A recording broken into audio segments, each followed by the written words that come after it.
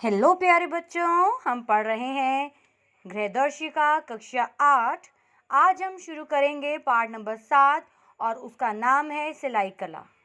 तो बच्चों, वस्त्रों की सिलाई करना भी एक कला है और इसी कला को हम जानेंगे इस पाठ में। तो चलिए हम अपने पाठ की शुरुआत करते हैं प्रश्न उत्तर के साथ। सबसे पहले है अभ्यास प्रश्न। नंबर 1 है वस्तुनिष्ठ प्रश्न। रिक्त स्थानों की पूर्ति कीजिए।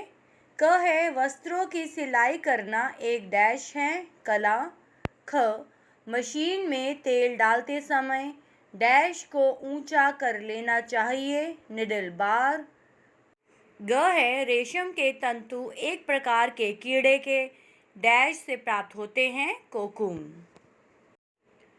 फिर नेक्स्ट है नंबर 2 अति लघु उत्तरीय प्रश्न में क है वस्त्र कितने प्रकार के होते हैं, नाम लिखिए। तो बच्चों, वस्त्र मुख्य रूप से 3 प्रकार के होते हैं। नंबर 1 सूती वस्त्र,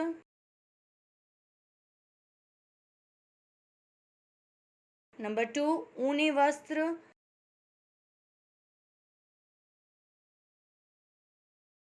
और नंबर 3 रेशमी वस्त्र।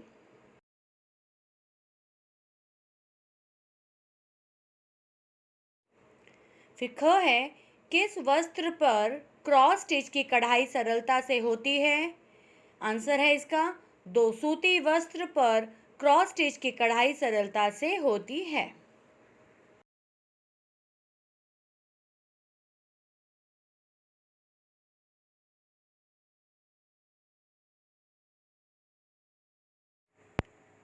फिर है ग ऊनी वस्त्रों का प्रयोग किस ऋतु में किया जाता है। तो बच्चों, सभी जानते हैं कि हम ऊनी वस्त्र किस ऋतु में पहनते हैं।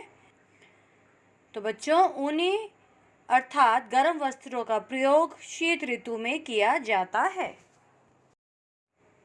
फिर नेक्स्ट नंबर 3 लघु उत्तरीय प्रश्न है ये। क है घर पर सिलाई करने के किन्हीं 4 लाभ लिखिए। तो बच्चों, जब हम घर पर सिलाई करते हैं तो उससे हमें क्या बेनिफिट्स होते हैं ये हमें बताना है।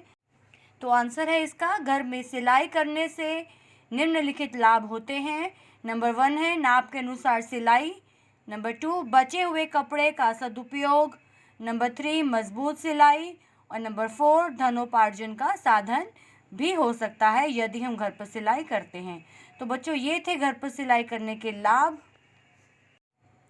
चलो आगे चलते हैं नेक्स्ट प्रश्न की ओर। ख है रेशमी एवं ऊनी वस्त्र कितने प्रकार के होते हैं, उनके नाम लिखिए। तो बच्चों, हमें नाम लिखने हैं। सबसे पहले हम बात करेंगे रेशमी वस्त्र के।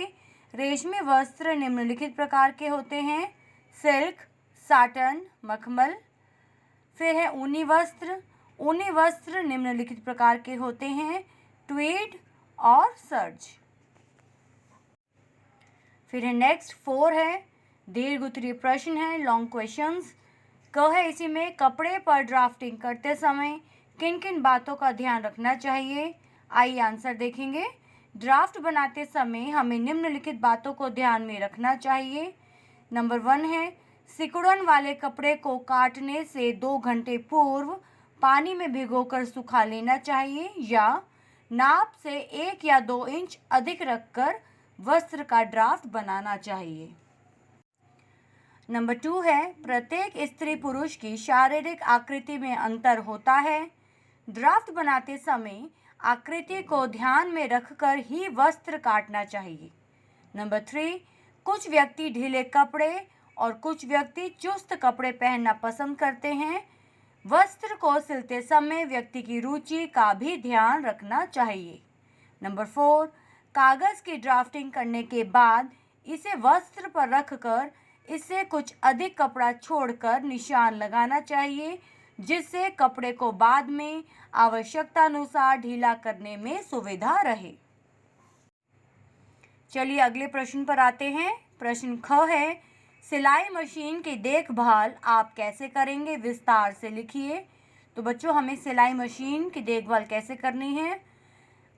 सिलाई मशीन की देखभाल के लिए निम्नलिखित बातों का ध्यान रखना चाहिए। नंबर 1 है मशीन को धूल एवं मिट्टी से बचाना चाहिए। जब यह प्रयोग में न हो तो इसे ढक कर रखना चाहिए। सेकंड पॉइंट देखेंगे, मशीन में तेल देना चाहिए, अन्यथा पुर्जे घिसने लगते हैं। मशीन पर संकेत बना होता है कि तेल कहाँ कहाँ डाला जाए। तो बच्चों, मशीन का तेल मार्केट में अलग से अवेलेबल होता है, तो हमें उसका प्रयोग करना चाहिए। नंबर 3 है, तेल डालते समय निडल बार को ऊंचा कर लेना चाहिए।